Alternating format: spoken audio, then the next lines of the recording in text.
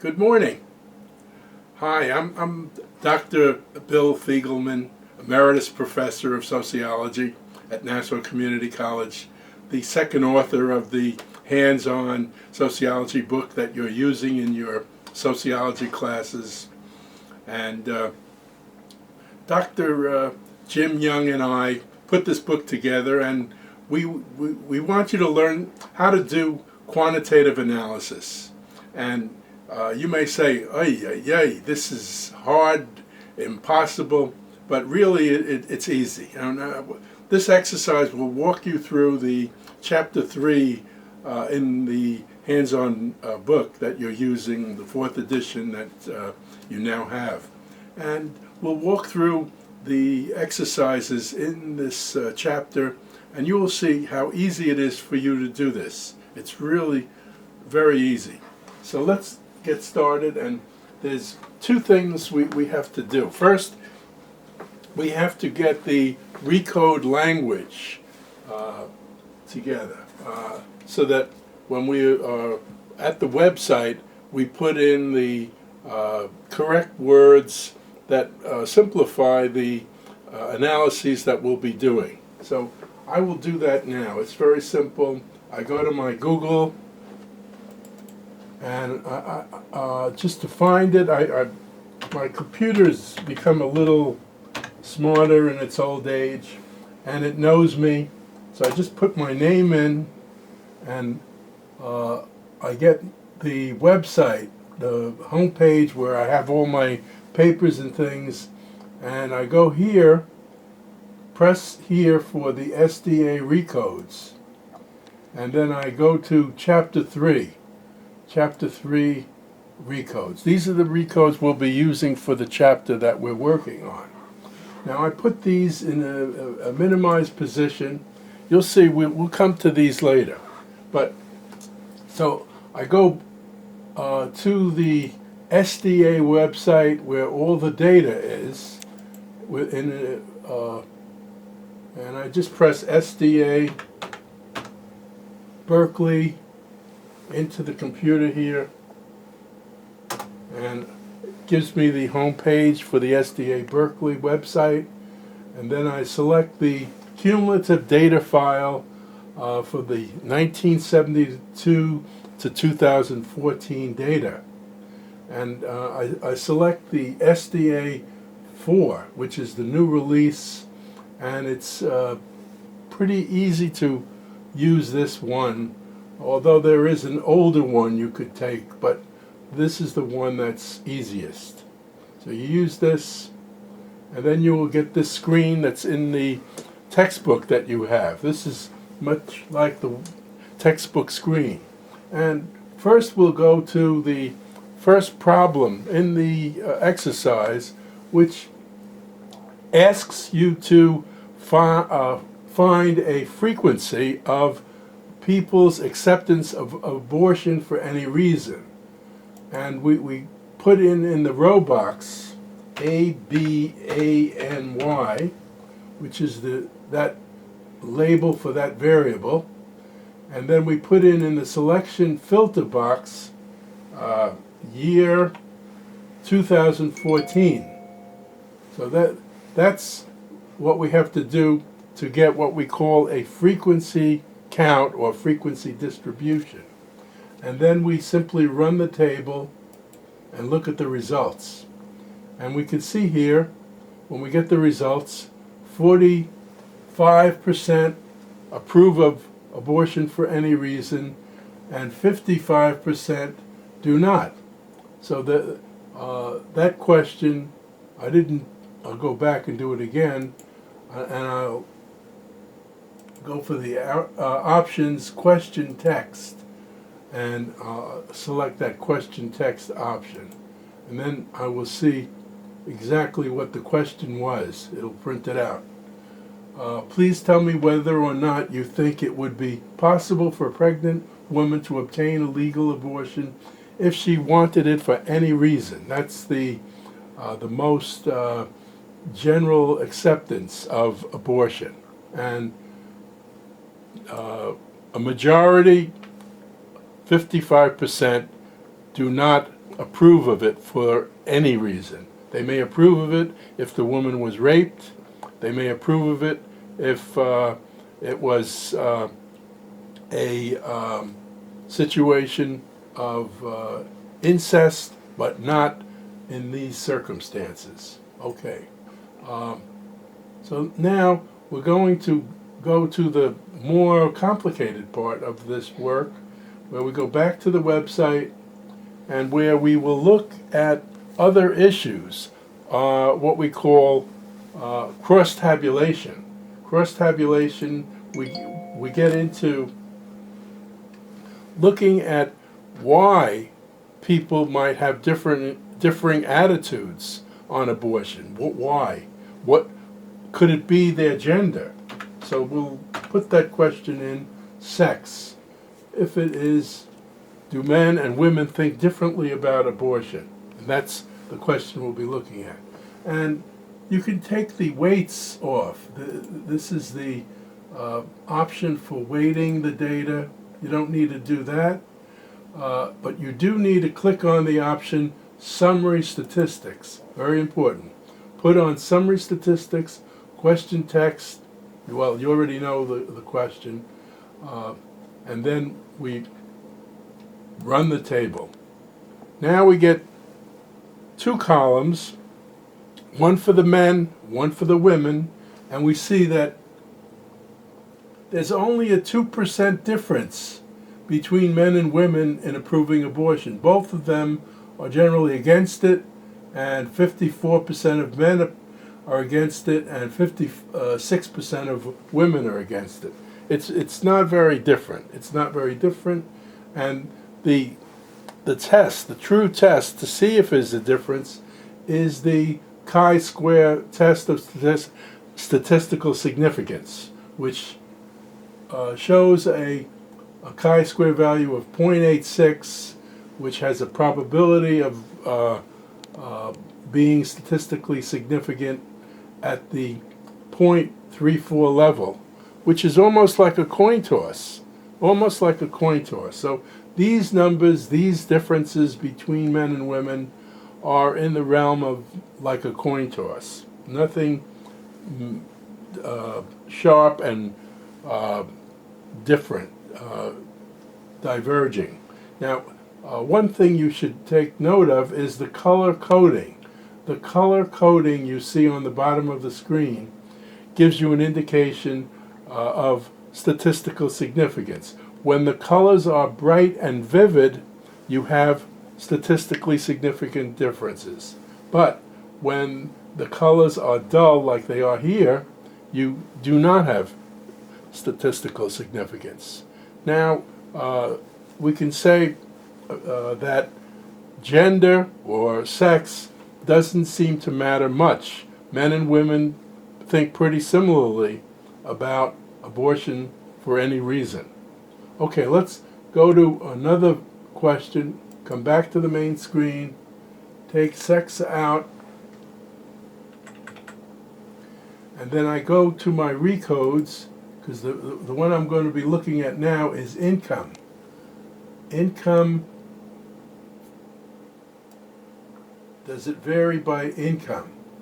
And I highlight the income recode, copy it, minimize, and paste it into the box. Now I have abortion attitudes in the row box, income differences in the column box, and again, year.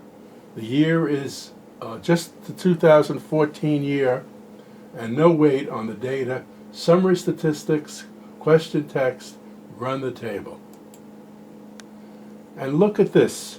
We have bright and vivid colors and sharp differences. People in the lower income group, only a third of them, 35%, approve of abortion for any reason, while over half in the 90,000 and over group.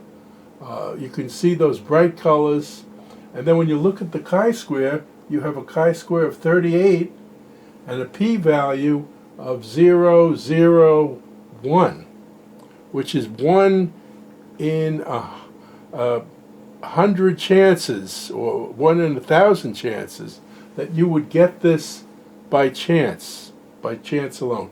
You wouldn't get a grid like this by chance except 1 in 1,000 times. So we can say that there is an association between income differences, and it goes up very neatly. 35, 38, 45, 49 to 57% approving of abortion, more than half in the higher income categories, and only about a third in the lower income categories. So here we can say there is a statistically significant association between income and abortion attitudes.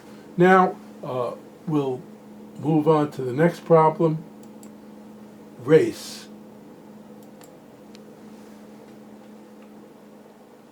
Take out income, put in race. You don't have to recode race, and run the table. Again, we're back to what we saw with gender. Very faint color differences, faint color, 45, 45, 43. There's no difference between blacks and whites on abortion. They think about it the same way, and the p-value is 0.9, which is not near the 0.5 level. It's way above that, and it's chance. This is just a chance situation here of nothing that we would say is statistically significant. Okay, now let's go to religion. Of course, religion is what everybody talks about being related to people thinking about abortion, with people of one faith or another thinking differently about it. Let's see. Let's go to the recodes, and here I'll capture religion recoded. If you take your religion just from the, I'll show you this, I'll look at it recoded and paste it in. Okay, we got it in, and now we run it. We can see very sharp differences. Catholics and Protestants are very much against abortion, and Jews, political people who have no faith, who are agnostics, and everybody else is pretty much in favor of it. They're 76% of Jews and 67% of people who have no faith, no avowed faith, and others, everybody else. So, and again, if you look at the chi-square number, 121, very unlikely that this would come up by chance. So religion is definitely associated with abortion attitudes. We can say for sure it is associated with it. And if you wanted to just see what religion would look like without applying the recode language, let's just put in the label for religion. Relig, it's called. And I'll run the table. And here you get all these different groups, but the numbers are so small you can't make much sense of it. Buddhists, Hindus, Muslims, Orthodox Christian, Native Americans, and so forth. So use the recode language, and then you'll be able to make sense of the data. If it says there's a recode for the variable, and in your syntax chart, it'll show you which variables. Yeah, when I pull up the syntax chart, it shows you which ones have recodes and which ones there are no recodes. So the next variable, fundamentalists, is one where there are no recodes. So let's look at that one.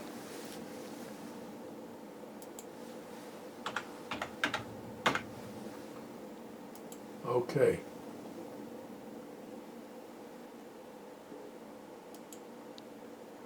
And here again, we see liberals very much likely to think abortion for any reason is okay. 61% approve of it, while fundamentalists only 27% approve of it for no particular reason, any reason.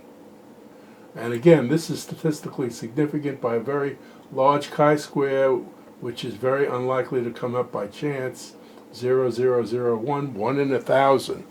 So we see that fundamentalism is very definitely twice as many liberals as fundamentalists are accepting and approving of abortion. Now we'll go on to the next one: education and degree. And degree is a recoded variable. So we put that in, get rid of fundamentalists.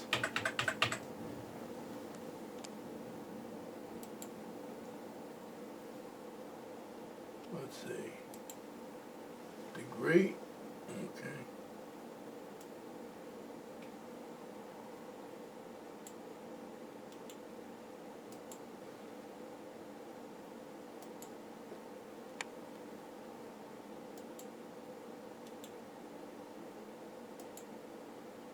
Okay, here we go.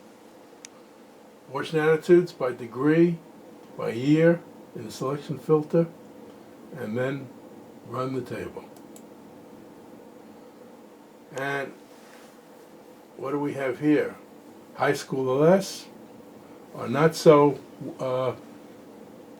accepting of abortion compared to people with college degrees or some college. 61% approve of it. Again, a chi-square of 9.7 with a probability value of 1 in 1,000 by chance. So this is something that you wouldn't get by chance. It's definitely something to say the amount of education is related to a person's abortion attitudes. Now let's look at the next variable in this exercise: work status. Do you work full-time, part-time? Are you a housewife? What is your work? And come back to the recode language, or whether you're retired. So, okay, we'll copy it.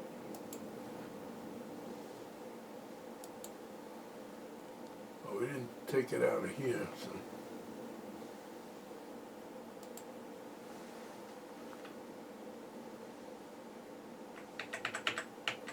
And now we'll paste it in to the column box.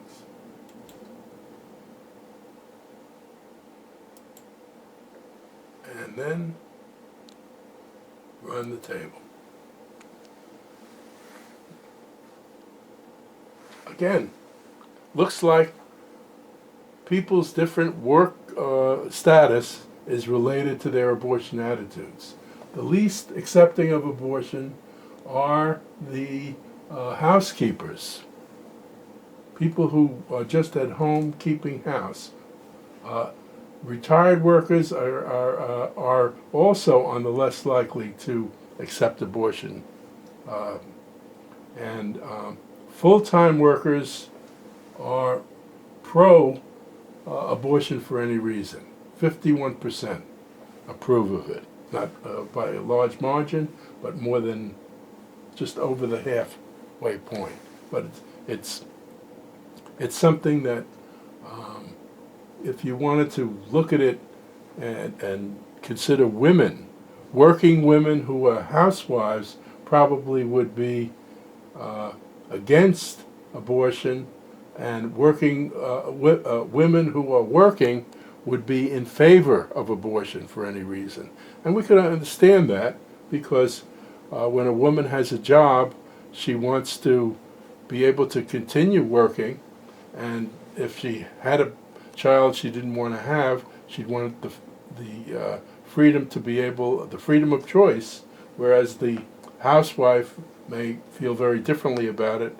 I'm home, caring for kids. This is my role in life, and that's what I would do.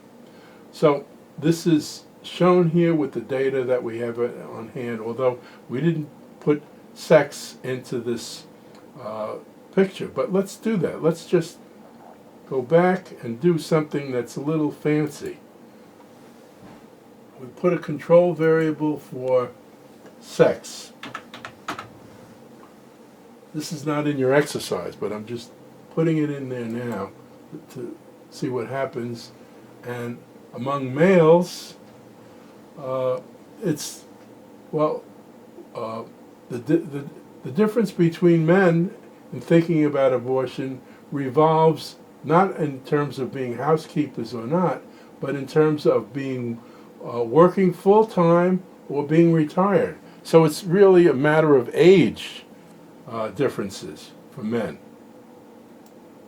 And it's statistically significant among men. And among women, it is a matter of retirement also versus not, and also a matter of keeping house or not. But for men, we didn't see anything different with the keeping house. It wasn't a bright color. So it's the working woman versus the housewife, and or the retired worker versus the full-time worker. These are the things that matter most. Okay, let's go to another subject, age, to see something that was reflected here in terms of retirement versus work status. So go back, and we'll take out these variables.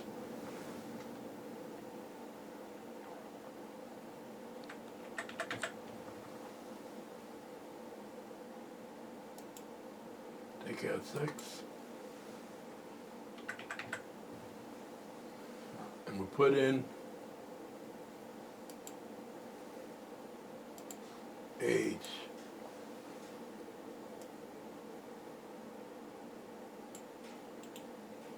Copy it. Paste it. And then run the table. And here we see some differences. It's really not so much young people thinking differently, people less than 25, or people who are 25 to 40. It's the difference between middle age and older. That's where the difference seems to revolve around the middle-aged population, who almost half accept abortion for any reason, compared to almost a third of the older people. And so we can see that matters. It's a chi-square of 15.9, which is statistically significant.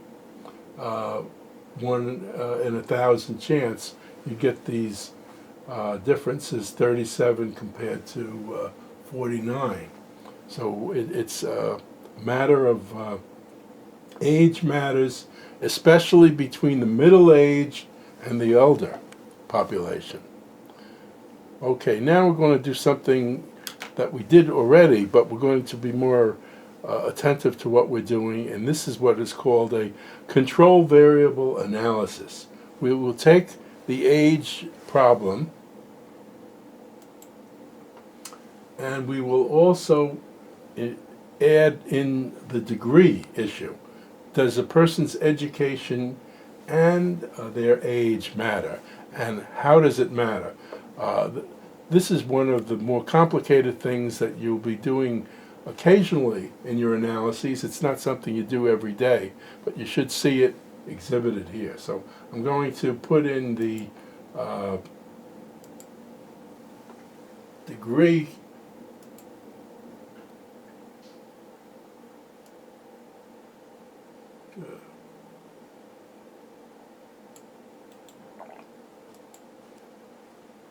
as the control variable. So the control variable is the education. Let's see what we get, and then try to interpret it. Here we have people with a high school degree or less, and if you, among that group, people who are under 25 are very accepting of abortion for any reason, and people who are over 65 are very much against it. You can see the red boxes which show you the sharp differences between the two, and there is a statistically significant difference between less well-educated and age and abortion attitudes. So now let's look at the other table we have here. Among people with some college or more, well, you can see those faint colors again, nothing spectacular. It's a 0.16 probability and a chi-square of only 5. This is chance. So essentially we would have to say that age doesn't matter that much among the well-educated. Whether you're young or whether you're old, you're not going to think very differently about abortion if you're well-educated. But if you are young, if you are less well-educated, it matters greatly. The young are much more accepting of it compared to the old. So that's interesting, and it shows that a lot of these relationships get very complicated. Now, one last thing we're going to look at here in this exercise, take out everything. You can do this with your general social survey data. It's very easy. I'm taking out everything. I'm taking out degree.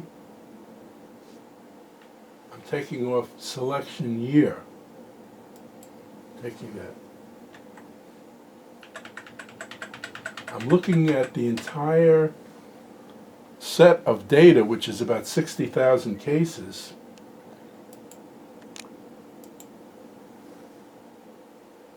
And I'm looking at all the years they've been doing the General Social Survey going back to 1972. And I put that in the column box to see if there's been any shift, any change in abortion attitudes. And let's see what we get. Wow, got some good stuff here. In the 70s, only about a third were approving of abortion for any reason, and since the 90s it's been pretty steady with 40% or 40 to 45% approving abortion for any reason. So we've seen a shift. In the 1980s and before, only a third approved of abortion for any reason, and it's now increased. It took a while from the Roe versus Wade decision, which was made in the 70s, to impact people's attitudes, and it absolutely did. And we see that close to half, 45% or so, are now accepting abortion for any reason. But of course, it's still a very controversial subject. We in the present political election, there's much controversy still about the subject. Okay, I hope you found this helpful. Hope you were able to get a better grasp on using the material. And here we got a phone call, so I guess we're going to have to end our exercise. Thank you very much, and I hope you found this helpful.